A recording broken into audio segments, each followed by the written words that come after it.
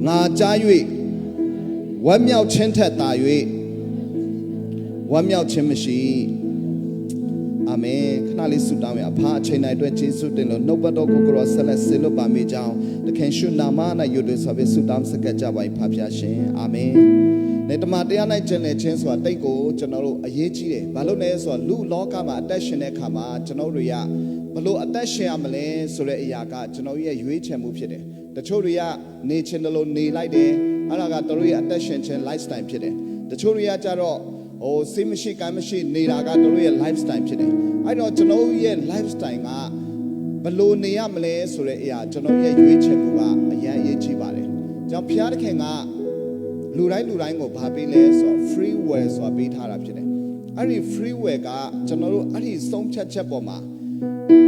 The Goa Laila up today. To know ye, Bawa, Pitimua, and a Laila up today. There's a free work, to know ye, Pawama. But do ma. Ari free work go no you lo ma yaw dukha pi lo ma yaw ko rai ara ko atom pyu lo yara tom pyu yara phit de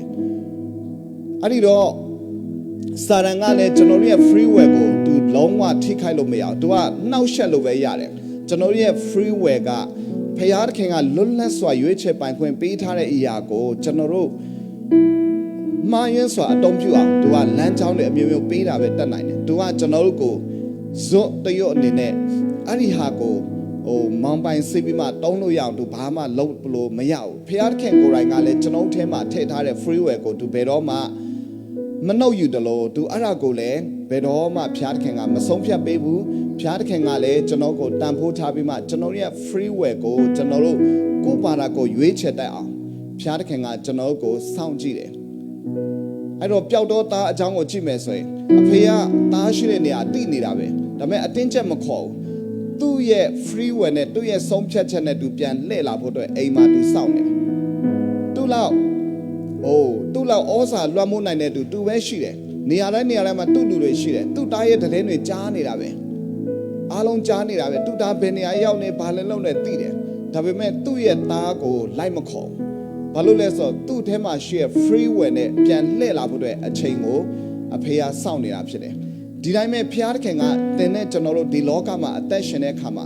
လောကကြီးမှာအသက်ရှင်စရာနေပုံစံတွေအများကြီးရှိတယ်။ဒါပေမဲ့အဲ့ဒီပုံမှာကျွန်တော်ဘယ်လိုမျိုးအသက်ရှင်မလဲဆိုတာကျွန်တော်ရဲ့ freeway ကကျွန်တော်ရဲ့ဘဝကိုအဆုံးဖြတ်ပေးသွားတာဖြစ်တယ်။တချို့ကတော့ကိုယ့်ရဲ့စိတ်ကူးပေါက်တဲ့အတိုင်းအသက်ရှင်တယ်။တချို့တွေကတော့အနှုတ်လက္ခဏာနဲ့အသက်ရှင်တယ်။ negative influence တွေကလွှမ်းမိုးတာဖြစ်တယ်။အိမ်ထောင်မိသားစုတစ်ခုမှာအတင်းတော်တစ်ခုမှာအတိုင်းဝိုင်းတစ်ခုမှာ negative influence လွှမ်းမိုးလိုက်အဲ့ဒီအခြေအနေကမကောင်းတော့အဲ့ဒါကကြောက်စရာအရန်ကောင်းတာဖြစ်တယ်။ဒါကြောင့်ကျွန်တော်တို့အဲ့ဒီ negative influence နဲ့အနှုတ်လက္ခဏာနဲ့အသက်ရှင်တာမျိုးလဲကျမ်းစာကကျွန်တော်ကိုအာမပေးထားအောင်။ဒါကြောင့်ကျွန်တော်လောကလူသားတွေကအများဆုံးအသက်ရှင်တဲ့ဟာကျွန်တော်အများဆုံးတွေ့ရက2မျိုးတွေ့ရတယ်2မျိုးနှစ်စား။တချို့ကအနှုတ်လက္ခဏာနဲ့အသက်ရှင်တဲ့အမျိုးအစားတစ်ခုကိုတွေ့ရတယ်။တချို့ကတော့အပေါင်းလက္ခဏာနဲ့အသက်ရှင်တဲ့အမျိုးအစားတစ်ခုကိုတွေ့ရတယ် negative influence နဲ့နေတဲ့အဖွဲ့ရှိတယ် negative thinking နဲ့နေတာရှိတယ် positive thinking နဲ့နေတာတချို့ရှိတယ်ကျမ်းစာကတော့အနှုတ်လက္ခဏာနဲ့နေဖို့လည်းမပြောထားဘူးအပေါင်းလက္ခဏာနဲ့နေဖို့လည်းမပြောထားဘူးဘလို့နေရမလဲဆိုတမန်တရား၌ကျင့်တယ်ဖို့ပဲပြောထားဖြစ်တယ်အာမင်ပြောကြည့်ပါဦးတမန်တရား၌ကျင့်တယ်ခြင်းဆိုတာပြောကြည့်ပါဦးအာမင်ကျမ်းစာကအဲ့ဒါကိုရွေးချယ်ဖို့ပြောတာဖြစ်တယ်ဒါကြောင့်တမန်တော်ယောဟန်ကငါရဲ့သားသမီးတွေတဲ့တမန်တရား၌ကျင့်တယ်လေဆိုဟောကြားတဲ့အခါမှာအခြားတော့ဘယ်လောက်ပဲဝမ်းသာစရာတွေဖြစ်နေပါစေအဲ့ဒီဝမ်းသာခြင်းတွေကတဲ့တမန်တရား၌ကျင့်တယ်လေဆိုဟောကြားတဲ့ဝမ်းသာခြင်းလောက်လိုက်လို့မမီနိုင်ဘူးဆိုလိုတာကတမန်တရား၌ကျင့်တယ်လေဆိုတဲ့စကားကသူ့ကိုအင်မတန်မှပင်ပီတိဖြစ်စေတယ်ဝမ်းမြောက်ခြင်းကိုဖြစ်စေတယ်ကျင့်တဲ့အားရမှုကိုဖြစ်စေတယ်အဲ့ဒီတမန်တရားကပဲကျွန်တော်ကိုလွတ်မြောက်ခြင်းပေးတာဖြစ်တယ်ဒါကြောင့်အင်္ဂလိပ်ကျမ်းစာမှာ if you know the truth shall set you free လို့ပြောထားတယ်သင်တို့ဒီလေတမန်တရားကိုသိကြချဖြစ်နေထိုတမန်တရားတွေသင်တို့ကိုလွတ်လိုက်ပြီလို့ယောဟန်ခန်းကြီး8:32မှာပြောပြထားတာဖြစ်တယ်ဒါကြောင့်ကျွန်တော်တို့အဲ့ဒီတမန်တရားကိုကျင့်လဲမယ်ဆိုရင်တမန်တရားကကျွန်တော်ရဲ့ဘဝလွတ်မြောက်ခြင်းပေးတာဖြစ်တယ်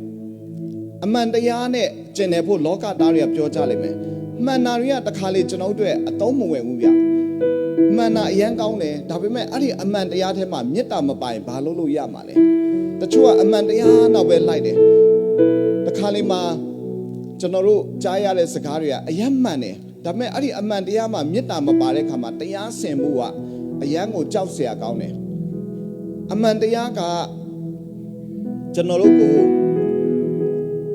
ကောင်းချီးမပေးနိုင်ဘူးဒါကြောင့်လောကသားတွေကအမှန်တရားကိုအယမ်းပြောတယ်ငါတို့ကလူမှန်နေရမှန်မယ်ငါတို့ကအမှန်တရားနောက်ပဲလိုက်မယ်အဲ့ဒီအမှန်တရားကိုရသွားရင်အဲ့ဒီအမှန်တရားလေးဘာဖြစ်စေလဲဆိုတော့လူတွေကိုလက်ညှိုးထိုးစေတယ်လူတွေကိုအမြဲတမ်းစီရင်တဲ့လူတွေဖြစ်လာစေတယ်နော်ငါတို့ကအမှန်တရားပဲငါတို့ကအေးဆေးပဲဘယ်သူမှလည်းမထိခိုက်ဘူးငါတို့ကမှန်ပဲနေမယ်အဲ့ဒီပုံမှာမမှန်ကန်တဲ့လူတွေ့ရင်ဘာဖြစ်လဲဆိုတော့တို့ကိုလက်ညှိုးထိုးလာတယ်ဒါကြောင့်ဘာသာတရားကကိုကအရန်ကိုလူဖြောင်းကြီးအနေနဲ့နေတဲ့အခါမှာစာအုပ်ကြည့်တိုင်းပဲနေတဲ့အခါမှာ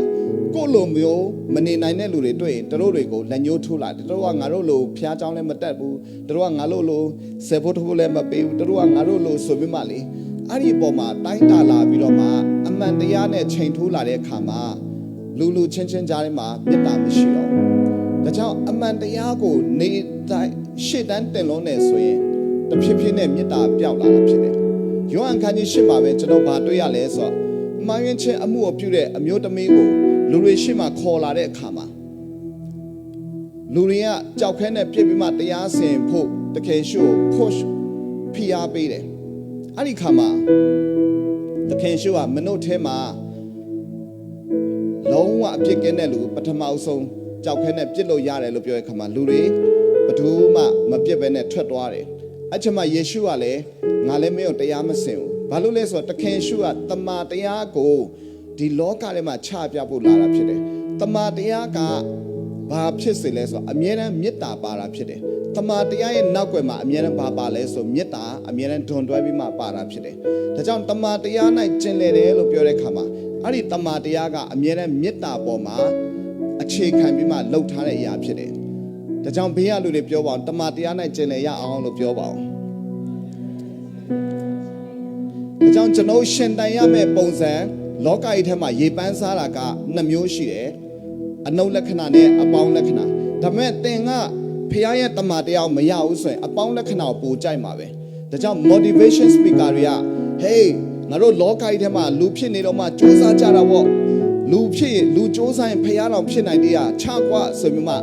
လောကကြီးထဲမှာ motivation speaker တွေကအမှန်တရားနဲ့တို့ကိုတွန်းအားပေးတာတွေရှိတယ်အပေါင်းလက္ခဏာနဲ့နေဖို့တွန်းအားပေးတာဖြစ်တယ်အဲ့ဒါကိုတချို့ခရိယန်ဆရာကြီးတွေကလည်းဘာပြောလဲဆိုတော့မင်းတို့တွေ positive thinking နဲ့နေရမယ်လို့ပြောထားတယ်ကျမ်းစာမှာ positive thinking နဲ့နေရမယ်ဆိုတာတခွန်းမှမပါဘူးဘယ်လိုနေရမလဲဆိုတော့ living by faith living by the truth တမန်တရားနဲ့နေဖို့ပဲပြောထားတာဖြစ်တယ်အဲ့ဒီတမန်တရားဘာကိုပြောလဲဆိုတော့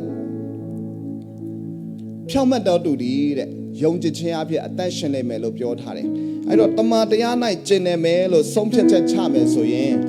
ကျွန်တော်ရဲ့ဘဝမှာ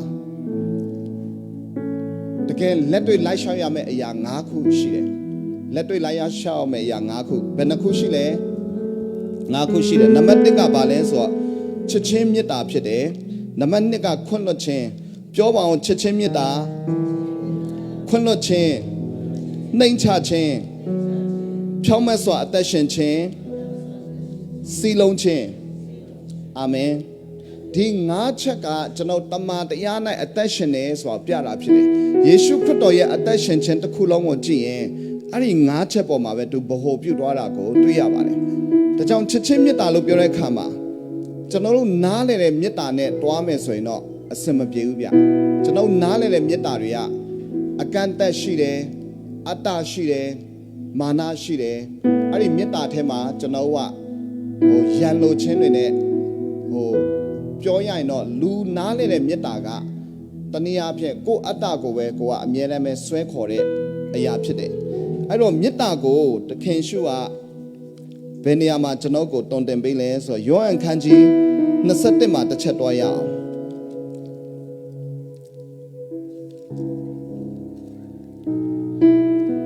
ရှင်ယောဟန်ခရစ်ဝင်ကျမ်းခန်းကြီး21မှာအငယ်15 16 19ရှိတယ်အဲ့ဒါကိုကျွန်တော်တစ်ခါပြန်ဖတ်ရအောင်နော် ဒီနေ့တော့ကျမ်းစာဖတ်တဲ့နေ့ဖြစ်လိမ့်မယ်နော်စဖတ်ရအောင်လေနော်ယောဟန်ခန်းကြီး21အငယ်15 16 19ကိုဖတ်ရအောင်နနက်စာကိုစားကြတဲ့နောက်ယေရှုကယောန၏သားရှိမုန်ဤသူတို့သည်ငါ့ကိုချစ်သည်ထက်တင်ဒီတာ၍ချစ်တော်ဟုရှိမုန်ပေတရုအားမေးတော်မူလျှင်ဟုတ်ပါ၏သခင်ကိုရောကိုအကျွန်ုပ်ချစ်သည်ကိုကိုရောသိတော်မူ၏ဟုလျှောက်တော်ငါ၏တိုးတငယ်တို့ကိုကျွေးမွေးလော့ဟုမိန့်တော်မူ၏တဖန်ယေရှုကယောန၏သားရှိမုန်တင်ဒီငါ့ကိုချစ်တော်ဟုဒုတိယကြိမ်မေးတော်မူလျှင်ဟုတ်ပါ၏သခင်ကိုရောကိုအကျွန်ုပ်ချစ်သည်ကိုကိုရောသိတော်မူ၏လျှောက်တော်ငါ၏တိုးတို့ကိုထိန်းတော်ဟုမိန့်တော်မူ၏ယေရှုကလည်းယောန၏သားရှိမုန်တင်ဒီငါ့ကိုချစ်တော်ဟုတတိယအကြိမ်မေးတော်မူလျှင်တင်ဒီငါ့ကိုချစ်တော်ဟုသုံးကြိမ်မြောက်အောင်မေးတော်မူသောကြောင့်ပေတရုသည်စိတ်နာသဖြင့်သခင်ကိုရောသည်ခတ်သိမ်းသောအရာတို့ကိုသိတော်မူ၏ကိုရောကိုအကျွန်ုပ်ချစ်သည်ကိုကိုရောသိတော်မူ၏ဟုလျှောက်တော်ယေရှုကငါ၏တိုးတို့ကိုကျွေးမွေးလော့ဒီနေရာမှာပေတရုနဲ့သခင်ရှုအမေးဖြေကဏ္ဍလောက်တဲ့ထဲမှာအတိုင်ဖောက်မညီတာကိုတွေ့ရတယ်အတိုင်ဖောက်မညီကြအောင်ဆိုလိုကသခင်ရှုပြောနေတဲ့စကားကဒါဟို Greek ကျမ်းစာမှာပဲကြည့်တော့အဲ့ဒါကိုတွေ့ရလိမ့်မယ်ဒါကြောင့်ကျွန်တော်ဒီအမှန်တော့ဒီ Greek ကျမ်းစာဆိုတာတော့တကယ်တော့ကျွန်တော်ဒီခရစ်ယာန်တွေရဲ့ပါဠိပဲဗုဒ္ဓဘာသာတို့မွတ်စလင်တို့ဆိုရင်တို့9နှစ်6နှစ်ကလေးကတို့ရဲ့ပါဠိတွေကိုတို့ကလေ့လာနေကြပြီမွတ်စလင်တွေဆိုရင်တို့ရဲ့ကိုရန်ကျမ်းနဲ့ဆိုင်တဲ့အရာတွေတို့က9နှစ်6နှစ်ကလေးကတို့ကဟိုးမနဲ့အစွဲထတင်တန်းတွေတွားတက်တို့လုံနေကြပြီနောက်ကလေးတွေဟိုဗုဒ္ဓဘာသာကလေးတွေဆိုရင်ဘုန်းကြီးကျောင်းမှာတွားပြီးမှတို့နွေရာသီဆိုရင်ပါဠိတွေတွားတင်ရတယ်တို့အဲ့ဒါတွေလေ့လာကြတယ်ကျွန်တော်ခရစ်ယာန်တွေကြတော့ဟိုဒီခရစ်ယာန်ပါဠိဖြစ်တဲ့ Greek တွေဘာတွေကြတော့ကျမ်းစာကျောင်းတက်မှဆိုမှဘသူကစံချိန်စံညွှန်းလုပ်လိုက်လည်းမသိဘူးအဲ့ဒီခါမှာကျွန်တော်ငယ်စဉ်ကလေးကတက်ရမယ့်အရာတွေကကျွန်တော်ကြီးမှကျွန်တော်ကလေ့လာတော့တချို့တွေကလည်းဒါကဟိုကျမ်းစာကျောင်းတက်တဲ့လူတွေအတွက်ပဲလို့ထင်ပြီးတော့မှလေဒီဟို Greek လို့ပြောလိုက်တာနဲ့ငါတို့နဲ့မဆိုင်ဘူးဆိုပြီးမှတခါတည်းနှလုံးသားတကားကိုမြင်သာစွာနဲ့ပိတ်ပလိုက်တယ်မကြားချင်တော့အဲ့လိုမျိုးဖြစ်တယ်တကယ်တော့ဒီ Greek ကျမ်းစာဆိုတာကယုံကြည်သူခရစ်ယာန်ဆန်နေစုခရစ်ယာန်နေပြီးမှကျွန်တော်ယဉ်နေရမယ့်အရာတွေဖြစ်တယ်အာမင်ယဉ်နေရမယ့်အရာဖြစ်တယ်အဲ့တော့အဲ့ဒီမှာဘာလို့လဲဆိုတော့အဲ့ဒီစကလုံးတွေအတုံးလုံးတွေကိုသိမှမြန်မာအတုံးလုံးနဲ့နှိုင်းရှင်တဲ့အခါမှာအဆင်ပြေလာမှာဖြစ်တယ်မြန်မာကျမ်းစာမှာကြတော့ဒီချစ်တယ်ဆိုစလုံးပြောလာနဲ့ပြီးသွားပြီဒါပေမဲ့ Greek ကျမ်းစာမှာကြတော့ဘာခွဲထားလဲဆိုသခင်ရှုပြောတဲ့စကလုံးကဒီအာဂါဖေယောဆိုအာဂါပေဆိုစလုံးပြောတယ်ဒါပေမဲ့ပေတရုပြန်ဖြေတဲ့စလုံးကြတော့ဖီလီယိုဆိုတဲ့စလုံးနဲ့ပြန်ပြီးမှဖြေပြန်အောင်အဲ့တော့တယောက်ကပြောတာကအာဂါပေဒါပေမဲ့တယောက်ကပြန်ဖြေတာကတော့ဒီညီကိုချင်းမြတ်တာအကြောင်းကိုပဲပြန်ဖြေတယ်အဲ့ဒီမှာအဖြေကမကိုက်ဘူးဖြစ်နေတယ်ဘာလို့မကိုက်လဲဆိုတော့ပေတရုနားလေတဲ့မြတ်တာအမြင့်ဆုံးသောနားလေကနားလေတဲ့မြတ်တာညီကိုချင်းချစ်ချင်းမြတ်တာကိုပဲသူနားလေတယ်ဒါကြောင့်သူအဲ့ဒီနားလေတဲ့မြတ်တာအကြောင်းကိုပဲပြောပြနေတာဒါပေမဲ့သခင်ရှုကပေတရုကိုအာဂါပေမြတ်တာအကြောင်းကိုသူကချပြနေတာငါ့ကိုချစ်တာကအာဂါပေမြတ်တာနဲ့ချစ်တလားသူချပြနေတယ်ဒီနေ့သခင်ရှုခရစ်တော်ကပေတရုတာမကဘူးဒီနေ့ယုံကြည်သူအရောက်စီတိုင်းချစ်ရမယ့်မြတ်တာကအဲ့ဒီအာဂါပေမြတ်တာအကြောင်းကိုပြောတာဖြစ်တယ်အာဂါပေမြတ်တာနဲ့ချစ်မှပဲကျွန်တော်တို့ကတကယ်ကိုမှန်သောချစ်ချင်းမြတ်တာနဲ့ချစ်နိုင်တာဖြစ်တယ်ဖီလီယိုမြတ်တာဆိုတာကညီကိုချင်းချစ်ချင်းမြတ်တာညီကိုချင်းချစ်ချင်းမြတ်တာနဲ့ရောက်လာတဲ့ခါကျတော့ဘာဖြစ်လာလဲဆိုတော့ငါတို့အတင်းတော်မှာငါတို့ရွာသားတွေကိုနေရာပေးမှဖြစ်မယ်ငါတို့လူမျိုးတွေတက်တက်ဝတ်ပြုမှဖြစ်မယ်ဒီအတင်းတော်မှာငါသားသမီးတွေကိုနေရာပေးမှဖြစ်မယ်ငါကလေးကိုဂီတာတီးခိုင်းမယ်ငါကလေးကိုကျန်းစာတွေအတကုံရွတ်ခိုင်းမယ်ငါကလေးကိုပဲစင်ပေါ်တင်မယ်ဒါမျိုးတွေနဲ့ကျွန်တော်ဖြစ်လာတဲ့ခါဒါဖီလီယိုမြတ်တာနဲ့ရှိလာတဲ့ခါမှာကျန်တဲ့ကလေးတွေကိုဂျောင်ထိုးထားတယ်လို့ဖြစ်လာတယ်နောက်ပြီးတော့မှငါရဲ့ရောက်ခတိကိုတော့ငါအတင်းတော်မှာအတွင်းရမှုပေးလိုက်မယ်ဒါမှမဟုတ်တင်းထောက်ပေးလိုက်မယ်ဒါမျိုးတွေနဲ့အတင်းတော်ထဲမှာကိုယ့်ရဲ့မိသားစုတွေကိုယ့်ရဲ့အမျိုးတွေအတိုင်းဝမ်းတွေပဲခြေလှယ်ပြီးမှနေရယူတာကဖီလီယိုမြတ်တာတို့အရန်နားလည်လို့ဖြစ်တယ်ဒါပေမဲ့အာဂါပေမြတ်တာကိုနားလည်လာတဲ့ခါမှာညီကိုချင်းစွာကမဆိုင်တော့ဘဲနဲ့အားလုံးဖျားကိုစက္ကန့်အနံ့တဲ့လူဖျားကိုချစ်တဲ့လူတိုင်းအတူတကွလက်တွဲပြီးမှပေါင်ရမယ့်နေရာဖြစ်တယ်ဆိုတာသိလာတယ်ကျန်တဲ့တာသမီတွေဒါမကောက်ကျန်တဲ့သူတွေအားလုံးလည်းကြောတားရင်ဒါမခွဲခြားဘဲနဲ့ ဖခင်ရဲ့အမှုတော်မြတ်ထဲမှာအတူတူလှုပ်လာနိုင်တယ်အဲ့ဒီမေတ္တာကိုတခေရှုကပေတရုကိုသင်ပေးတာဖြစ်တယ်ပေတရုကဘယ်အချိန်မှနားလည်သွားလဲဆိုတမန်တော်ဝတ္ထုအခန်းကြီး30ရောက်မှာပဲအဲ့ဒီအာဂါပေမေတ္တာအကြောင်းကိုနားလည်သွားတယ်အစပိုင်းကာလမှာတော့သူကသူ့ရဲ့အမှုတော်ဆောင်ချက်ဣဒူလလူမျိုးတွေအတွက်ပဲလို့သူကထင်နေတယ်ဒါကြောင့်ဣဒူလလူမျိုးတွေရှိတဲ့နေရာလိုက်ရှာတယ်ပြီးတော့မှသူတို့ကိုတွားတရားဟောတယ်အဲ့တော့တမန်တော်ဝတ္ထုခန်းကြီး30မှာတမူးကောနေလိကနေပြီးတော့မှဖះကိုစာငတ်ပြီးမှဆုတောင်းတဲ့နေရာမှာပေတရုကလည်းတစ်ဖက်မှာအစာရှာပြီးမှဆုတောင်းနေတာဖြစ်တယ်အဲ့မှာဖះသခင်ကလာပြီးတော့မှကောင်းကင်ကနေပြီးမှတရေလိတ်ကိုချခိုင်းတယ်အရန်ကိုယွန်စရာကောင်းတယ်ကျွန်တော်မစားနိုင်ဘူးအဲ့တော့ဖះကငါတန်ရှင်းတယ်လို့ပြောတဲ့အရာမင်းကဘာလို့ညဉ့်ညူးတယ်လို့ပြောလဲစားပါလို့ပြောတဲ့အခါမှာ तू စားတယ်အဲ့ဒါကဘာလဲဆိုတပါးအမျိုးသားတွေထဲမှာလေဖះရဲ့တမန်တရားကိုဟောပြောဖို့အတွက်သူ့ကိုစပြီးမှဆင်လွတ်တာဖြစ်တယ်အဲ့ဒီအချိန်နဲ့စပြီးမှပေတရုကသူ့ရဲ့အသက်ရှင်ခြင်းကဣဒလလူမျိုးတွေတပါးမျိုးသားတွေခွဲခြားခြင်းမရှိတော့ဘဲနဲ့ဖခင်ရဲ့တမန်တရားနဲ့ကျင်လည်ရမယ်ဆိုတာသူနားလေသဘောပေါက်သွားတာဖြစ်တယ်။ကြောင့်ဒီနေ့ညီကောင်မောင်မတို့ကျွန်တော်ဖီလီယိုမေတ္တာထဲမှာပဲနေမယ်ဆိုရင်တော့ငါတို့အမျိုးတွေစုဝေးပြီးတော့မှငါတို့တတ်တဲ့ဖခင်ရှိခိုးမယ်။ငါတို့အမျိုးတွေထဲမှာမှငါတို့ရဲ့ရွာသားတွေကိုပို့ပြီးမှနေရာပေးမယ်။तू ကငါရဲ့ဘလို့ဖြစ်လို့ तू ကငါရဲ့ဘလို့ယဉ်နီးလို့သူ့ကိုတော့ငါဘလို့မျိုးနေရာပေးလိုက်မယ်ဆိုပြီးမှဖီလီယိုမေတ္တာနဲ့ကြတော့ကိုလှုပ်တဲ့ဟာမှန်တယ်လို့ဖြစ်ပေမဲ့တကယ်ကိုခြုံငုံပြီးမှကြည့်တဲ့အခါမှာဒါတွေကအယံကိုမားနေတာဖြစ်တယ်။ဒါကြောင့်ဘုရားသခင်ကကျွန်တော်တို့ကိုအာဂါပေမေတ္တာနဲ့ချစ်တတ်ဖို့ဒီနေ့ကျွန်တော်ကိုသင်ပေးတာဖြစ်တယ်။အဲ့ဒီအာဂါပေမေတ္တာထဲမှာရှိလာပြီဆိုရင်ကျွန်တော်တို့တွေကအဆုံးမဲ့တဲ့ခွင့်လွှတ်ခြင်းကိုရလာတယ်။အဲ့ဒီအာဂါပေမေတ္တာကိုလည်းဘလို့အားဖြင့်ရနိုင်လဲဆိုတော့ယောမဩရစာအခန်းကြီး9အငယ်9မှာကျွန်တော်အဲ့ဒါတစ်ချက်ကြည့်မယ်ဆိုရင်ကျွန်တော်ရနိုင်တဲ့အာဂါပေမေတ္တာကိုတွေ့ရမှာဖြစ်တယ်။ဖခင်ရဲ့မေတ္တာတော်ကိုတဲ့တန်ရှင်တော်ဝိညာဉ်တော်အားဖြင့်ညွှန်းလောင်းတော်မူ၏လို့ယောမဩရစာအခန်းကြီး9အငယ်9မှာပြောထားတာဖြစ်တယ်။ဒါကြောင့်ညီကောင်မောင်မတို့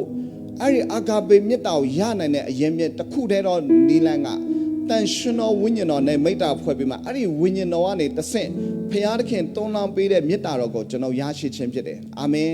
။အဲ့ဒီတန်ရှင်တော်ဝိညာဉ်တော်ကျွန်တော်ကလက်မခံဘူးဝိညာဉ်တော်ကြီးကဘာလဲမသိဘူးဆိုမှကျွန်တော်အကန့်အသတ်နဲ့နေမယ်ဆိုရင်အဲ့ဒီဖခင်ရဲ့မေတ္တာဘယ်တော့မှရမှာမဟုတ်ဘူးအဲ့ဒီဖခင်ရဲ့မေတ္တာရမှာမဟုတ်ဘူးဆိုရင်ကျွန်တော်ကဖီလီယိုမေတ္တာနဲ့ပဲကျွန်တော်အမှုတော်ဆောင်တဲ့အခါမှာအဲ့ဒီဖီလီယိုမေတ္တာအကန့်အသတ်ရှိတဲ့အတွက်ကြောင့်ကြာရင်အစမပြေဘူးကြာရင်ပြဿနာတွေများလာလိမ့်မယ်ဒါကြောင့်ဖခင်ရဲ့မေတ္တာတော်ကိုနဲ့ကျွန်တော်တို့ကတယောက်နဲ့တယောက်ချစ်တတ်ဖို့လိုအပ်တယ်အိမ်ထောင်ရေးမှာလည်းကျွန်တော်ချစ်တတ်တဲ့လင်မယားအချစ်လောက်နဲ့တော့တတ်မလာနဲ့ကြာလိုက်အဲ့ဒါတွေကမေတ္တာကုန်ခန်းသွားလိမ့်မယ်ပြဿနာတွေဖြစ်လာတဲ့အခါမျိုးမှာပြီးတော့မှတယောက်နဲ့တယောက်မာနပြိုင်တဲ့အခါမျိုးမှာအဲ့ဒီမေတ္တာတွေကကုန်သွားတတ်တယ်အဲကြောင့်အဲ့ဒီမေတ္တာကိုပြုစုတဲ့အရာတစ်ခုတည်းတော့အရာကဘာလဲဆိုတော့ဖခင်သခင်စီရလာတဲ့မေတ္တာဒါကြောင့်ဖခင်သခင်ကအိမ်ထောင်ရဲ့အလယ်ဘိုမှာသူကရှိချင်တာဖြစ်တယ်အာမင်အိမ်ထောင်ရဲ့အလယ်ဘိုမှာဖခင်သခင်ကရှိချင်တယ်နေရာယူချင်တယ်ဒါကြောင့်အဲ့ဒီမေတ္တာတော်ကိုလိုချင်တယ်ဆိုရင်ကျွန်တော်တို့ကတန်ရှင်တော်ဝိညာဉ်တော်နဲ့နေတိုင်းမေတ္တာဖွဲ့ဖို့လိုအပ်တယ်လွန်ခဲ့သော10နှစ်ကဝိညာဉ်တော်၌ဗိတ္တဆံခံပြီးပြီမလိုအပ်တော့ဘူးလို့ရက်တန့်သွားမယ်ဆိုရင်တော့ညီကောင်မောင်မတို့တင်မဲရှုံးပါပဲလွန်ခဲ့သောတစ်နှစ်ကကျွန်တော် iPhone ဝယ်ထားတယ်အဲ့တော့ iPhone ဝယ်ပြီးတော့မလိုတော့ဘူးတုံးဆရာမလိုတော့လို့ထားလိုက်မယ်ဆိုရင်တင်မဲရှုံးကျွန်တော်ပဲရှုံးမှာဖြစ်တယ် iPhone ဝယ်ခြင်းအတိတ်ပဲပါလေနေတိုင်းတုံးဖို့ဖြစ်တယ်တန်ရှင်တော်ဝိညာဉ်တော်ကိုကျွန်တော်ယူတင်ခြင်းဝတ်ဆင်ခြင်းဝိညာဉ်တော်ကိုလက်ခံခြင်းဘာလို့လဲဆိုတော့နေတိုင်းအဲ့ဒီတန်ရှင်တော်ဝိညာဉ်တော်နဲ့စကားပြောခြင်းဖြစ်တယ်အာမင်မမဆောင်းလိုမျိုးဝိညာဉ်တော်ကိုကျွန်တော်ကလိုချင်တယ်လို့မလိုချင်လို့ဆိုရင်တော့မရဘူးဒါဆိုရင်တော့အဆင်ပြေမှာမဟုတ်တန်ရှင်တော်ဝိညာဉ်တော်ကလည်းတကယ်ကိုသူကလည်းဂျန်တမန်ဆန်တယ်သူ့ကိုမကြိုက်တဲ့နေရာသူဘယ်တော့မှသူကလာမှာမဟုတ်သူ့မကြိုက်တော့ဘူးသူ့လက်မခံတဲ့နေရာမှာသူကလည်းဘယ်တော့မှခွေးကလေးလိုပါရက်နာရက်ပေါ့နော်အဲ့လိုမျိုးအရောတဝဲသူဘယ်တော့မှမလုပ်ဘူးသူ့ကိုတကယ်နှစ်ကလက်ခံကြိုဆိုတဲ့နေရာပဲသူကလာမှာဖြစ်တယ်ဒါတန်ရှင်တော်ဝိညာဉ်တော်ရဲ့သဘောတရားပဲဖြစ်တယ်ဒီနေ့ကျွန်တော်တို့ရဲ့ဘဝမှာလဲတန်ရှင်တော်ဝိညာဉ်တော်ကိုတကယ်နှစ်ကလက်ခံမယ်ကြိုဆိုမယ်ဆိုတော့အဲ့ဒီဝိညာဉ်တော်ကကျွန်တော်စီမှာမလာစရာအကြောင်းမရှိပါဘူး တူလာပြီဆိုရင်ဘာကိုအမြဲတမ်းချပြလဲဆိုဖခင်ရဲ့မေတ္တာတော်ဝဲသူကပြောပြတာဖြစ်တယ်ဖခင်ရဲ့မေတ္တာတော်ဝဲအမြဲတမ်းတောင်းလောင်းပေးတာဖြစ်တယ်ဒီနေ့လောကကြီးထဲမှာတယောက်နဲ့တယောက်နော်ကျွန်တော်တွေကကြည့်မယ်ဆိုရင်တော့အဖြစ်တင်ဆရာတွေတန်းစီနေတာပဲတိုးတော့အဲ့ဒီဖခင်ရဲ့မေတ္တာဝင်လာတဲ့ခါမှာဖခင်တော်မှအပြစ်ရှိတဲ့လူတွေကိုချစ်လုံးလို့ကယ်တင်ပေးနိုင်တာပဲသူတော်မှခွင့်လွှတ်ပေးနိုင်သေးတာပဲငါတို့ကအပြစ်နဲ့ပြည့်တဲ့လူငါတို့ကဘာမို့လို့လဲငါတို့ကဒီဟာတွေကိုခွင့်မလွှတ်နိုင်စရာအကြောင်းမရှိပါဘူးအဲ့ဒါမျိုးနဲ့ကျွန်တော်တို့ပြန်ပြီးမှဖခင်ရဲ့မေတ္တာပေါ်မှာအခြေခံပြီးတော့မှကျွန်တော်ပြန်ပြီးမှတည်ဆောက်နိုင်တယ်အဲ့ဒါကအာဂါပေမေတ္တာရဲ့သဘောတရားဖြစ်တယ်ဒါကြောင့်အာဂါပေမေတ္တာကတမန်တရားနဲ့အသက်ရှင်ဖို့ဆုံးဖြတ်တဲ့ခါမှာအဲ့ဒီမေတ္တာတော်ကိုကျွန်တော်တို့ကမိအောင်လိုက်ရတာဖြစ်တယ်ဒါကြောင့်မိအောင်လိုက်ရတယ်လို့ပြောတဲ့ခါမှာတေကောခန်းကြီး14မှာဗာပြောလဲဆိုချစ်ချင်းမေတ္တာကိုမိအောင်လိုက်ကြလောလို့ပြောထားတယ်ချစ်ချင်းမေတ္တာကကျွန်တော်တို့နားလည်တဲ့ပုံစံမျိုးရှိတယ်ပြီးတော့ဖခင်သခင်ဖွင့်ပြတဲ့ပုံစံမျိုးရှိတယ်ကိုနားလည်တဲ့ပုံစံတိုင်းပဲလိုက်ပြီးမှချစ်နေမယ်ဆိုရင်အစမပြေဘူးတချို့တွေကအဲ့ဒါကိုမကြိုက်တာရှိတယ်တချို့မိဘတွေကတို့ချစ်တယ်ဆိုတာကိုပြချင်တဲ့အတွက်ကြောင့်ကလေးတွေကိုပွေဖက်ချင်တဲ့အမြဲတမ်းချီချင်တဲ့နမ်းရှုပ်ချင်တဲ့9နှစ်အရွယ်6နှစ်အရွယ်ကလေးအချိန်မှာဆိုတော့အဲ့ဒါအဆင်ပြေတယ်ဒါပေမဲ့ဒီကလေးက12နှစ်13နှစ်လောက်လူပြိုပေါက်အရွယ်ရောက်လာတဲ့ခါမှာငါချစ်တယ်ဆိုမှကလေးကိုလူရှိတူရှိမှထိုင်ချီပြနေလို့မရတော့တို့ကအပြိုဖော်ဝင်လာပြီးလူပြိုဖော်ဝင်လာပြီးလူရှိတူရှိမှတစ်ချိန်လုံးဖက်နဲ့နမ်းရှုံနေလို့မရတော့အဲ့တော့တို့ကြိုက်တဲ့ဟာကတို့အဲ့ဒီအချိန်မှာကျတော့တို့ကြိုက်တဲ့မေတ္တာကျတော့မိဘဆီကနေဂယုဆိုင်ခြင်းတို့တောင်းဆိုတဲ့အရာတွေကိုမိဘတွေကဖြည့်ဆည်းပေးခြင်းအဲ့ဒါကတို့ပြတဲ့မေတ္တာဖြစ်လာတယ်အချိန်နဲ့အမျှပြောင်းလဲလာတယ်အဲ့ဒီတိုင်းပဲဖခင်ရဲ့မေတ္တာကကျွန်တော်တို့လေးလာလေးခံယူလေးမကုံနိုင်မခန်းနိုင်ဖြစ်တဲ့အတွက်ကြောင့်ဒီနေ့နားလည်တဲ့မေတ္တာနဲ့မနှက်ဖြန်နားလည်တဲ့မေတ္တာမတူတော့လွန်ခဲ့သော10နှစ်ကဖခင်အကြောင်းကိုသိတဲ့မေတ္တာနဲ့ဒီနေ့ဖခင်အကြောင်းကိုသိတဲ့မေတ္တာကပြန်မတူတော့ပြန်ပြီးမှကြည့်တဲ့အခါမှာဒါကြောင့်ဖခင်ရဲ့မေတ္တာကိုကျွန်တော်တို့ယဉ်ကျက်လာတဲ့ဝိညာဉ်ရမှာကျွန်တော်တိုးတက်ကြီးထွားလာတဲ့အပေါ်မှာမူတည်ပြီးမှအမြဲတမ်းအပြောင်းလဲတဲ့ဖြစ်လာတာပဲကျွန်တော်ကလေးဘဝတော့ဖခင်ကိုနားလည်တဲ့မေတ္တာတစ်မျိုးဒါပေမဲ့အဲ့ဒီကလေးဘဝနဲ့ကြီးပြင်းလာတဲ့ခါမှာနားလည်တဲ့မေတ္တာတစ်မျိုး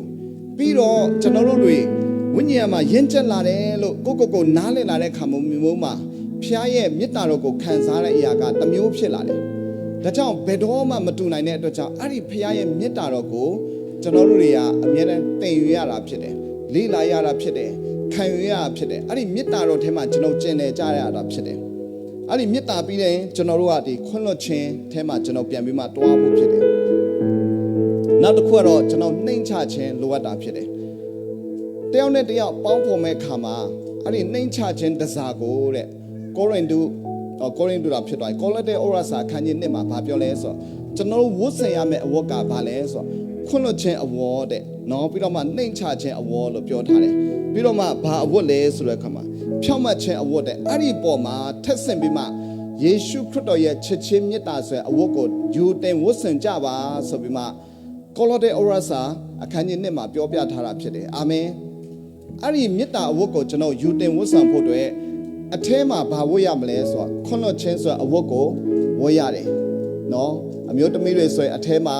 အင်ဂျီတစ်ခုဝတ်တယ်နော်အမျိုးသားတွေဆိုရင်လည်းစွတ်ကြဲတွေဝတ်တယ်အဲ့ဒီအဝတ်တွေကောင်းပါတယ်ဒါပေမဲ့အဲ့ဒီအဝတ်တွေထက်ဘာဝတ်ရမလဲဆိုတော့နှိမ့်ချခြင်းအဝတ်ကိုတစားဆင်ရမယ်လို့ပြောပါတယ်ဘေးရလို့ပြောပါအောင်နှိမ့်ချခြင်းအဝတ်ဝတ်ကြဆိုလို့ပြောရအောင်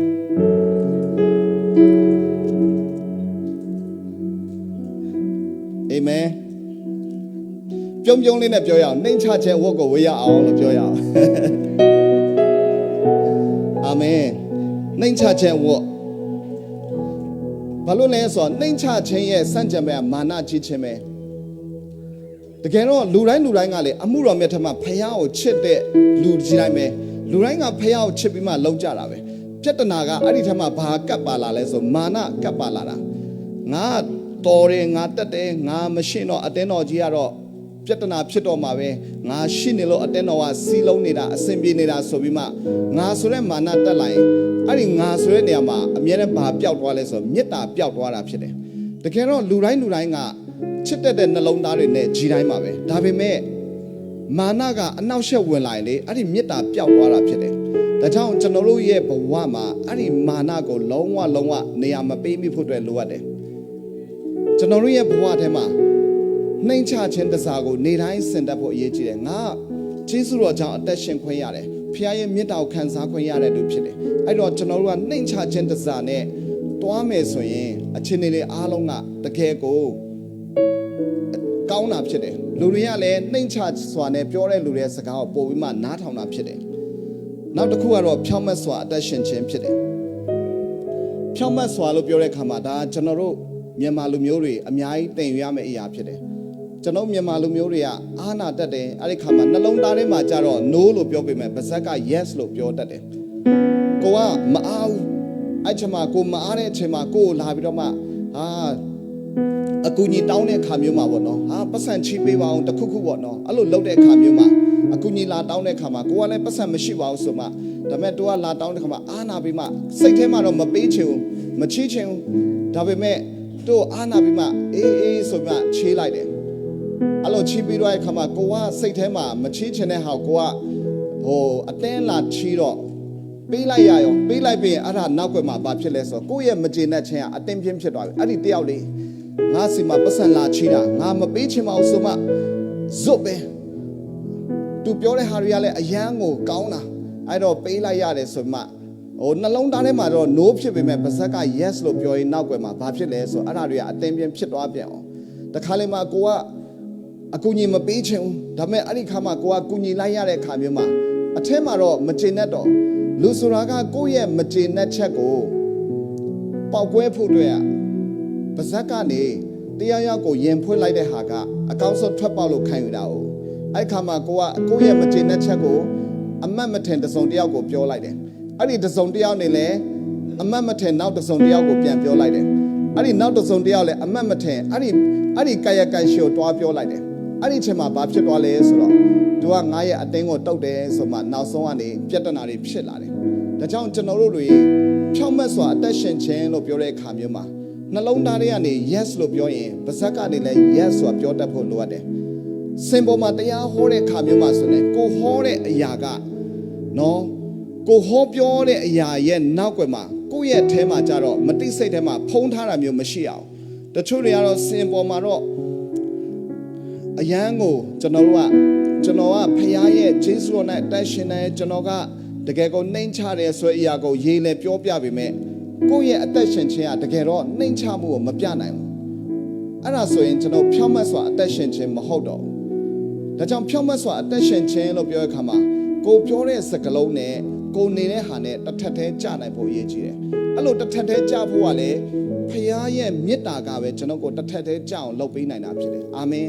်တစ်ထပ်တည်းကြအောင်အဲ့ဒါကပဲလုပ်ပေးနိုင်တာဖြစ်တယ်ဒါကြောင့်ဖြောင့်မတ်စွာအသက်ရှင်ခြင်းလို့ပြောတဲ့အခါမှာကျွန်တော်တို့ရဲ့ character ကအရန်အရေးကြီးတာဖြစ်တယ်ကျွန်တော်တို့ရဲ့အပြုမှုနဲ့အနေထိုင်တွေကအရန်အရေးကြီးတာဖြစ်တယ်အဲ့ဒါကိုကျွန်တော်တို့ရဲ့အသက်ရှင်ခြင်းလက္ခဏာဖြစ်တယ်နောက်ဆုံးတစ်ခုကတော့ဗာလဲဆိုတော့အဲ့ဒီအချက်တွေအပေါ်မှာကျွန်တော်စီလုံးချင်းဆိုတာအရန်အရေးကြီးပါတယ်ကျွန်တော် live worship တဲ့တော့မိသားစုတွေကျွန်တော်စီလုံးချင်းထဲမှာကျွန်တော်ပြန်လာစေခြင်းတယ်စီလုံးချင်းဆိုတာကခမဲတော်ဖျားတခန့်နေစတင်တဲ့အရာဖြစ်တယ်ခမဲတော်သားတော်တန်ရှင်တော်ဝိညာဉ်တော်တယောက်နဲ့တယောက်သူ့ထက်ငါတာတယ်ဆိုတာတို့ဘယ်တော့မှမပြောတယောက်နဲ့တယောက်လေးစားတမှုပြုပြီးမှသူကငါထက်တာတဲ့လူဖြစ်တယ်ငါထက်ပိုတော်တဲ့လူပိုကောင်းတဲ့လူကငါနောက်ကြွလာလိမ့်မယ်တယောက်နဲ့တယောက်အမြဲတမ်းဖေးမမနဲ့တို့က respect ပေးပြီးမှပြောကြတယ်စီလုံးချင်းရဲ့အခြေခံကဘာလဲဆို respect ပဲဖြစ်တယ်လေးစားခြင်းဖြစ်တယ်တခါလေမှကျွန်တော်တို့ကကိုယ့်ရဲ့တော်ချင်းတက်ချင်းပေါ်မှာမာနကြီးလာတဲ့ခါမှာလေကိုယ့်ရဲ့ဆရာသမားဖြစ်တယ်ဆိုတော့မှတို့မျက်လုံးထဲမှာမထင်တော့ဘဲနဲ့တခါလေမှတကယ်ကိုပေါက်ပန်း40အဲ့လိုမျိုးစူလိုက်ငေါက်လိုက်ကိုယ့်ရဲ့ကလေးပုံစံမျိုးငေါက်တယ်အော်တယ်ပြောချင်အားပြောတယ်အဲ့ဒါမျိုးတွေအများကြီးကျွန်တော်ပြောတတ်ကြတယ်ကိုယ့်ရဲ့ခင်ပွန်းတယ်ကိုယ့်ရဲ့ဇနီးတယ်ကိုယ့်ရဲ့ကလေးတွေကိုလည်းကျွန်တော်ကကြိုက်တယ်လို့စူချင်လို့စူငေါက်ချင်လို့ငေါက်လောက်တတ်ကြတယ်ကျမ်းစာမှာဘာပြောလဲဆိုမိဘတို့တဲ့ကိုယ့်ရဲ့သားသမီးတွေစိတ်နာအောင်မလုပ်နဲ့လို့ပြောထားတယ်ငါအဖေပဲငါအမေပဲဆိုမှကိုယ့်ကလေးကိုကြိုက်တယ်လို့ ဆဲလိုက်ဆူလိုက်လှုပ်လို့မရအောင်တို့စိတ်နာတွားရင်တို့ရဲ့မိသားစုထဲမှာစီလုံးညီညွတ်ခြင်းကပြက်ပြဲသွားလိမ့်မယ်တယောက်နဲ့တယောက်စိတ်နာအောင်မလုပ်ဖို့အရေးကြီးတယ်ဒါကြောင့်တယောက်နဲ့တယောက်အတည်ပြက်အောင်ပြောစေခြင်းနဲ့ကျွန်တော်ရှောင်ရမှာဖြစ်တယ်အတည်ပြက်တဲ့အထိပြောမယ်ဆိုရင်အဲ့ဒါစီလုံးခြင်းကပြက်ပြားသွားမှာဖြစ်တယ်ဒါကြောင့်ကျွန်တော်စီလုံးညီညွတ်ခြင်းထဲမှာကျွန်တော်ပြန်လာဖို့အတွက်ဖြစ်တယ်အဲ့ဒီစီလုံးညီညွတ်ခြင်းထဲမှာပြန်လာဖို့ဆိုတာကကျွန်တော်တို့ဝတ်ပြုကိုးကွယ်ခြင်းကနေနော်ကျွန်တော်အသင်းတော်ထဲမှာစီလုံးခြင်းနေဆိုရင်ဝတ်ပြုကိုးကွယ်ခြင်းကနေကျွန်တော်အစပြုရမှာဖြစ်တယ်ဝတ်ပြုခြင်းကကျွန်တော်10 နာရီစတယ်ဒါပေမဲ့အရေးမကြီးငါ17 နာရီလိုက်လဲအရေးမကြီးတာတော့မှန်ပါတယ်ဒါပေမဲ့လူတိုင်းကတို့ကြိုက်တဲ့အချိန်လာဟိုကြိုက်တဲ့အချိန်တို့ဝင်ထွက်တွားလာနေတာပဲဆိုမှတစုံတစ်ယောက်ဧည့်သည်နော်အတင်းတော်မှာလာတဲ့ဧည့်သည်ကမြင်သွားတယ်ဆိုရင်ဒီအတင်းတော်ကပြောတော့ဝိညာဉ်တော်ပြောတယ်ဆုကျေးဇူးပြောတယ် fire ပြောတယ်ဒါပေမဲ့တို့လောက်တဲ့ဟာတွေအားလုံးကတယောက်နဲ့တယောက်ပေါက်ကြရတွေပဲလုံနေကြတယ်တယောက်နဲ့တယောက်ကိုလှုပ်ချင်တော့တူတူငါသမင်းနဲ့လှုပ်နေကြတယ်ဘာမှစီးလုံးတာလည်းမဟုတ်ဘူးဆိုရင်ဘယ်သူပဲနာမလဲအသင်းတော်ပဲနာမယ်သခင်ရှုရဲ့ဘုန်းတော်ပဲရှုံချရာဖြစ်မယ်ဒါကြောင့်ကျွန်တော်ဝတ်ပြုကိုးကွယ်ခြင်းမှာကျွန်တော်တွေအားလုံးကငါအချိန်မီလာမှဖြစ်မယ်ကျွန်တော်ရဲ့ပန်းတိုင်ကယေရှုခရစ်တော်ပဲဖြစ်တယ်အသင်းတော်ရဲ့ဦးခေါင်းကယေရှုဖြစ်တယ်ဆိုရင်ကျွန်တော်တွေအားလုံးကခရစ်တော်ပဲကျွန်တော်စစ်ကြည့်မယ်ဆိုရင်အသင်းတော်ကမစီးလုံးစရာအကြောင်းမရှိတော့ဘူးဒါပေမဲ့ကျွန်တော်တွေကခရစ်တော်ကိုမကြည့်ဘဲနဲ့တချို့တွေကဆရာကိုကြည့်မယ်တချို့တွေကအချင်းချင်းကိုကြည့်မယ်တချို့တွေကဂိုင်းနာကိုကြည့်မယ်တချို့တွေကတော့အခြားသောအရာတွေကြည့်မယ်ဆိုရင်ကျွန်တော်ကြည့်တဲ့ပုံစံတွေကလွဲလာရင်ကျွန်တော်တွားတဲ့လမ်းကြောင်းတွေကလည်းတူတော့မှာမဟုတ်ဒါပေမဲ့အသင်းတော်ရဲ့ဦးခေါင်းကခရစ်တော်ဖြစ်တယ်ဆိုတာတင်အဲ့ဒီခရစ်တော်စစ်ကြည့်မယ်ဆိုရင်ကျွန်တော်တို့တွေအားလုံးကလာတဲ့လမ်းကြောင်းကအားလုံးကတူမှာပဲဖြစ်တယ်အာမင်ခရစ်တော်ပဲစစ်ကြည့်ဖို့ဖြစ်ပါတယ်အဲ့တော့ခရစ်တော်ပဲကျွန်တော်စစ်ကြည့်တဲ့အခါမျိုးမှာကျွန်တော်လုပ်တဲ့အရာတွေအားလုံးကတယောက်နဲ့တယောက်ဖေးပမနဲ့လှုပ်တက်လာတယ်နောက်ပြီးတော့ကျွန်တော်ဝတ်ပြုကိုးကွယ်ခြင်းပေါ့နော်အစီအစဉ်မှာဆိုနေတကယ်တော့ကျွန်တော်ဒီဝတ်ပြုကိုးကွယ်ခြင်းမှာတဘာပတိတို့နော် praise and worship တို့တရားဟောခြင်းအလူငွေကောက်ခြင်းအလူငွေနဲ့ဆိုင်တဲ့လှုပ်ဆောင်ခြင်းကဘာလဲဆိုဒီဟာတွေအားလုံးရဲ့အဓိကလှုပ်ဆောင်တဲ့ရည်ရွယ်ချက်ကရောက်လာတဲ့သူတွေအားလုံးကဒီဟာတွေရဲ့အထက်မှာရှိတဲ့ခရစ်တော်ကိုမြင်သွားဖို့ဖြစ်တယ်ဒီနေရာမှာကိုကလာပြီးတော့မှဆရာကြီးလှုပ်ပြပြီးတော့မှလာတဲ့ပရိသတ်တွေကကိုမြင်သွားပြီးမှကိုနာမည်ကြီးသွားဖို့မဟုတ်ဒီနေ့အတင်းတော်မှာငါတရားဟောကြမယ်ဒီတော့ငါတရားဟောတဲ့အရာကလူတွေကငါ့ကိုမြင်သွားပြီးမှငါ့ကိုလက်ခုပ်ဩဘာပေးသွားဖို့ဆိုမှကိုတယောက်တည်းဘုံတွေအားလုံးကိုခံယူဖို့အတွက်အစီအစဉ်ကိုကျွန်တော်ကဥဆောင်တာမဟုတ်ပါဘူးဒီနေ့တဘာပတိလှုပ်တဲ့လူကလည်းဒီနေရာမှာတဘာပတိလှုပ်ရတဲ့အရာကငါကတော်ရတက်တယ်တို့တွေကငါလောက်တော့မလောက်တတ်ဘူးဆိုမှဒီမှာလာပြီးမှပညာပြသွားဖို့လည်းမဟုတ်ဘူးတခါလေကျတော့ကျွန်တော်တွေကဘာဖြစ်လဲဆိုတော့ဒီနေ့အစီအစဉ်မူကငါပဲဒီတော့ငါလက်ထဲမှာရှိတယ်ဆိုမှတခါလေကျတော့ကိုကမိုက်ကင်ထားပြီးဆိုတာနဲ့မိုက်ခဲတွေဖြစ်မှမိုက်ကိုမချတော့ပဲနဲ့နော်အဲ့လိုမျိုးပဲနေတယ်ဆိုရင်အဲ့ဒါကမစည်းလုံးဘူးနော်တရားဟောတဲ့လူကလည်းခုနကတော့တဘာပတိတော်မှအရှိပြောသွားတာပဲငါလည်းရှေအောင်မှဆိုမှငါဒီနေ့တရားဟောဖို့စီစဉ်ထားတာကတနာရီဒီတော့ငါတနာရီလုံးဝမလျှော့နိုင်ဘူးဆိုမှသူကလုံးမယ်ဆိုရင်တယောက်ကလည်းအရှိ worship လုပ်တဲ့လူကလည်းအရှိဆွဲသွားပြီတဘာပတိကလည်းနောက်ထပ်တရားဟောချက်နဲ့သူကပြန်ပြီးမှတိုက်တွန်းသွားပြီပြီးတော့မှအဲ့ဒီအချိန်မှာတက်လာတဲ့တရားဟောတဲ့သူကလည်းငါဒီနေ့ပြင်ဆင်ထားတာကတနာရီစာပြင်ဆင်ထားတာငါတနာရီတော့လုံးဝမလျှော့နိုင်ဘူးဆိုမှနေလိုက်မယ်ဆိုရင်အားလုံးကကိုကြိုက်တယ်လို့ပဲလုပ်နေတော့အစီအစဉ်ထဲမှာစီးလုံးညီညွတ်မှုမရှိတော့အဲ့လိုမရှိတဲ့အခါမျိုးမှာရောက်လာတဲ့သူတွေအတွက်အစီအစဉ်ကလည်းဘိုင်းလဲကွာဆိုမှဖြစ်လာပြီးမှနောက်ဆုံးတော့လူတွေမပျော်ရွှင်တော့မျက်မှောက်တော်လည်းအဲ့ဒီမှာမခံစားတော့ဖခင်ရဲ့မျက်မှောက်တော်ကဘယ်နေရာမှာလာတယ်လဲဆိုတော့သဘောတူညီညွတ်တဲ့နေရာမှာဖခင်ရဲ့မျက်မှောက်တော်လာတာဖြစ်တယ်အာမင်တင်တို့နှစ်ဦးတုံးသဘောတူတဲ့နေရာမှာငါရှိမယ်လို့ပြောထားတယ်သဘောတူတဲ့စီဝေးသောနေရာမှာငါတည်တဲ့ရောက်လာမယ်လို့မဿဲအခန်းကြီး18မှာပြောပြထားတာဖြစ်တယ်ဒါကြောင့်ကျွန်တော်တို့တွေကတခါလေကြတော့ဒါလည်းတယောက်နဲ့တယောက်လည်းကျွန်တော်တို့သတင်းပေးမှုချိတ်ဆက်မှုတွေအားနည်းလို့လည်းဖြစ်မယ်တခါလေကြတော့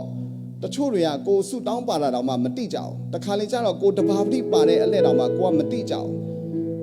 ဘ ဘာမှပြင်ဆင်ထားချက်မရှိဘဲနဲ့ဖုတ်ဖက်ခါပြီးမှတက်လောက်တဲ့အခါမှာကမောက်ကမဖြစ်သွားတယ်တကယ်တော့အစစ်စင်ဆိုတာကျွန်တော်မစခင်မှာကျွန်တော်တွေတယောက်နဲ့တယောက်ဒီနေ့ဘာရှိတယ်လဲဘာတွေလုပ်ရမလဲအပေးယူနဲ့ပြောဆိုပြီးတော့မှတေချာလေးကျွန်တော်တို့ကပြောဆရာရှိရပြောတိုင်ပင်ဆရာရှိရတိုင်ပင်အဲ့ဒါတွေနဲ့လှုပ်သွားရတာဖြစ်တယ်တခါလေမှာဥဆောင်တဲ့သူတွေတဘာပြီးလှုပ်သွားတဲ့သူတွေကဒီနေ့တင်းယုံဆရာအမှုတော်ဆောင်တွေကဒီနေ့အစစ်စင်မှာဘာထူးခြားချက်ရှိလဲဘာကျင်ညာဆရာရှိလဲတော့မှလာတော့မှမမေးတော့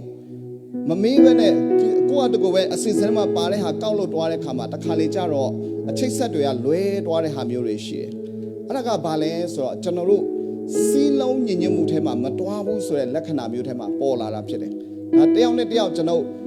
အဖြစ်တင်တာလုံးဝမဟုတ်ကျွန်တော်စီးလုံးညင်ညွတ်မှုအကြောင်းကိုပြောပြတာဖြစ်တယ်အာမင်ဒါကဘာလဲလဲဆိုတော့ကျွန်တော်တို့အားလုံးကောင်းဖို့ဖြစ်တယ်ကျွန်တော်ကိုယ်တိုင်ကအစ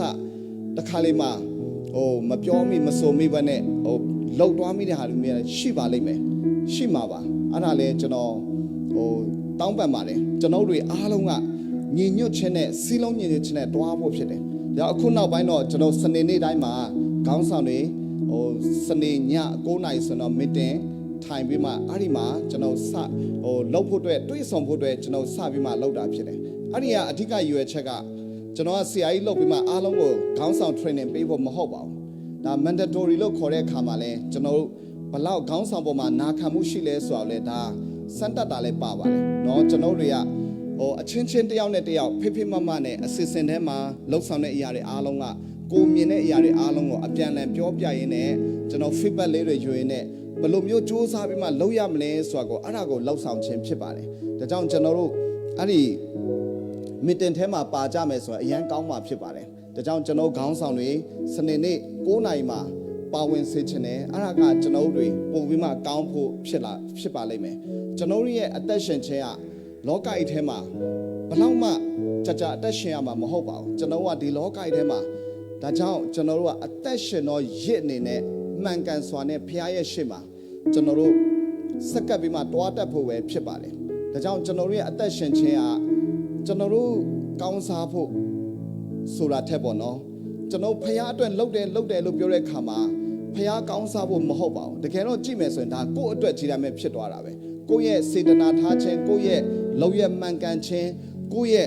ဒီစက္ကအနံ့ခြင်းကကိုယ်တာမကောက်ကိုယ့်ရဲ့သားစင်မြေးဆက်ကိုကောင်းခြင်းမလားဖြစ်သွားစေတာဖြစ်တယ်ဒါကြောင့်ညီကိုမောင်မတို့တင်တို့ရဲ့အခုလက်ရှိစက္ကအနံ့ခြင်းပါဝင်ခြင်းအသက်ရှင်ခြင်းကတင့်ဘဝနဲ့ပြီးသွားမှာမဟုတ်တင်းရဲ့ဆွေစဉ်မျိုးဆက်အားလုံးကအဲ့ဒါအကျုံးဝင်တာဖြစ်တယ်ဒီနေ့ကျွန်တော်တို့ကောင်းချီးရတယ်မရဘူးဆိုတာကကျွန်တော်ရဲ့အဖေတွေအမေတွေအဖိုးဖွားတွေအသက်ရှင်ခြင်းနဲ့ဆိုင်တာဖြစ်တယ်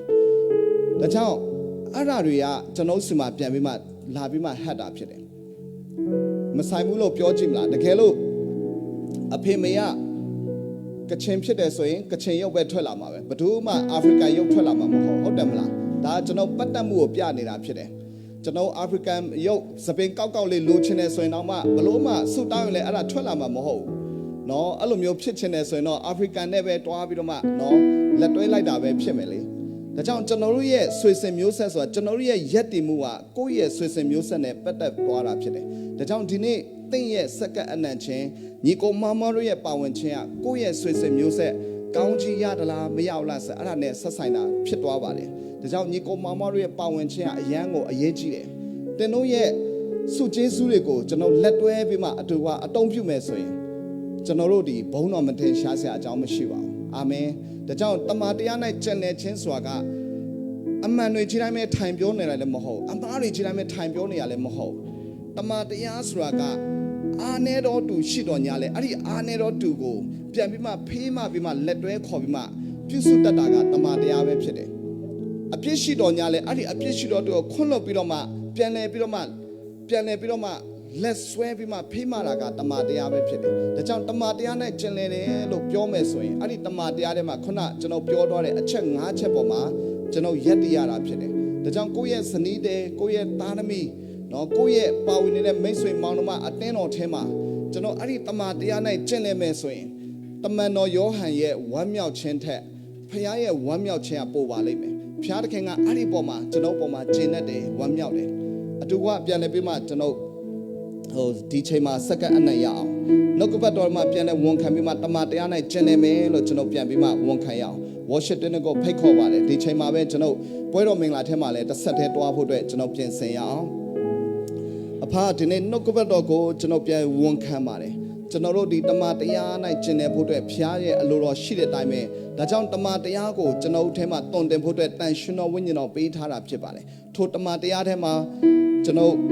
ခွင့်လွှတ်ခြင်းတွေပါတယ်ချစ်ချင်းမြတ်တာတွေပါတယ်ကျွန်တော်ဖြောင့်မတ်ခြင်းနဲ့အသက်ရှင်ခြင်းတွေပါပါတယ်နှိမ့်ချခြင်းတွေပါပါတယ်ဒါကြောင့်စီးလုံးညင်ညွတ်ခြင်းတွေလည်းပါပါတယ်ဖျားခင်ကျွန်တော်တို့ဒီအရာတွေပေါ်မှာရက်တည်ပြီးတော့မှလှုပ်ဆောင်တတ်ပါမိကြောင်းကျွန်တော်ပေါ်မှာတန်ရှင်တော်ဝိညာဉ်ရဲ့မာစာခြင်းပြုပြင်ခြင်းနဲ့ကိုရောကောင်းချီးပေးပါတခင်ရှုနာမ၌ယူတွေဆိုပြီးဆုတောင်းစက္ကန့်အနံ့ကြပါဖဖျားရှင်အာမင်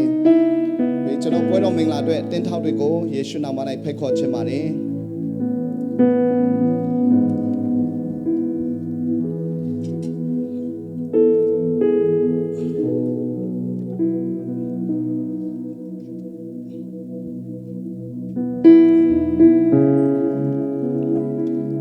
ကျွန်တော်ယေရှုခရစ်တော်ရဲ့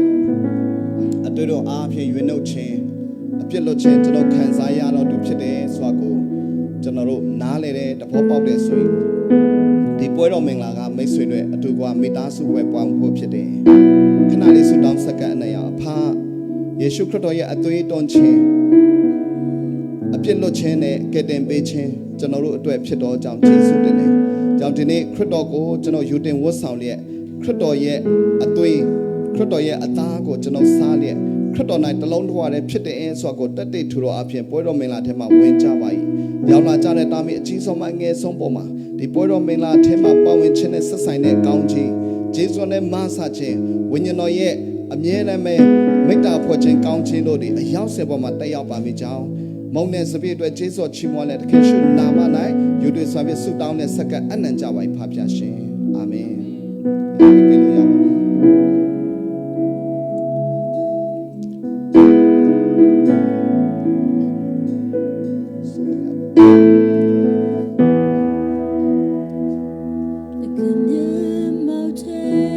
တဲ့နေရာတစ်ချင်းနဲ့ပြန်ပြီးမှဆက်ကတ်တဲ့ခါကျွန်တော်မိမိကိုယ်ကိုပြန်လို့ပြီးမှဖျားဘက်မှာပြန်လာတယ်တမန်တရားနဲ့ကျင့်တယ်မယ်လို့ဆုံးဖြတ်ချက်ချရအောင်ဒီနေ့ကျွန်တော်ရဲ့အသက်ရှင်ခြင်းကိုပြန်ဆန်းစစ်စေခြင်းကျွန်တော်ဟာအနုလက္ခဏာတမန်လားကျွန်တော်ဟာအပေါင်းလက္ခဏာတမန်လားကျွန်တော်နေချင်လို့နေတာတွေများခဲ့ပြီပြန်ပြီးတော့မှကျွန်တော်တို့အဲ့ဒါကိုသုံးသပ်ပြီးမှတမန်တရား၌အသက်ရှင်မယ်လို့ဆုံးဖြတ်ချက်ချရအောင်ဘောကရဲ့အတန်တွေကများလာပါတယ်။ဒီအတန်တွေကိုဖယ်ထားပြီးမှဖျားရဲ့အတန်နဲ့တွားမယ်လို့ဆုံးဖြတ်ချက်ချရအောင်။အိုးဟာလေလုယာဟာလေလုယာ။အိုးရာမခရာမစေ။အိုးဟာလေလုယာ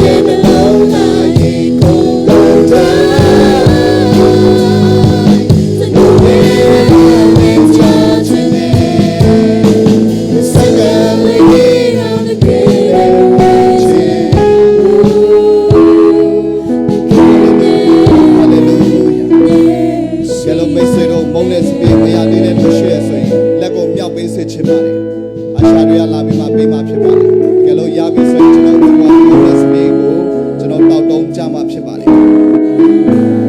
ယေရှုဒီမုံကိုဖဲ၍ဂျေဇုတော်ကိုချီးမွမ်းပြီးမှဤမုံငါတနုဖို့လို့ငါချိုးဖဲတော့ငါရဲ့ခန္ဓာကိုယ်ဖြင့်ရွရွစားကြလို့ဆိုတဲ့အတိုင်းပဲမုံကိုရွရွစားတော့ကြပါစို့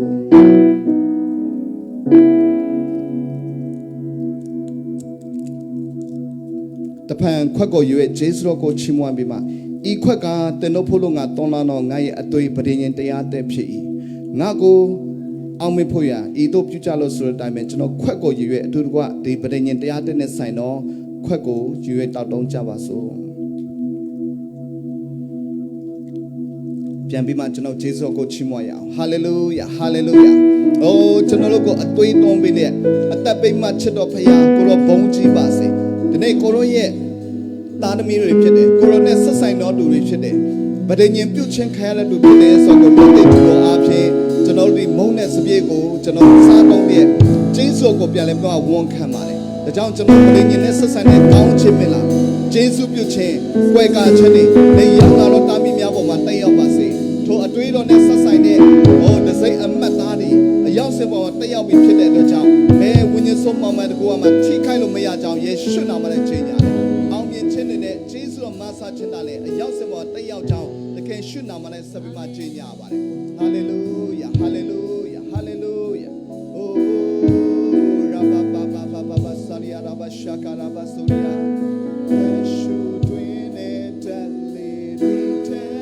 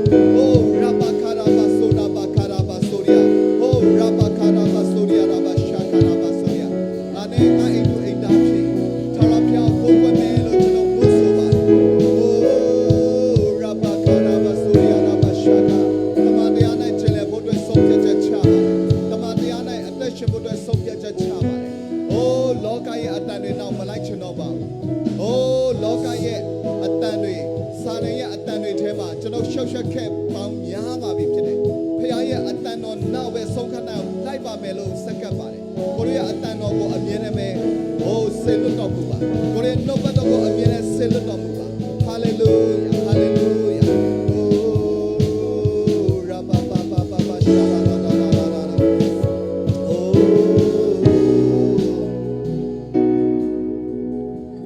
ရှုတွင်တဲ့တလေးတွေထဲတစ်ချက်နဲ့ပြန်ဝန်ခံရဒီဆုံးဖြစ်ချင်တယ်ခံစားချက်များတဲ့တစ်ချက်တည်းကိုယ်တော်နဲ့တစ်ချက်တည်းဖြစ်ချင်တယ်ကျွန်တော်စဉ်းစားခြင်းတွေးခေါ်ခြင်းအကြံစီပြီးအားလုံးကိုယ်တော်နဲ့တစ်ချက်တည်းဖြစ်စေပါကိုယ်တော်ကြားချင်တယ်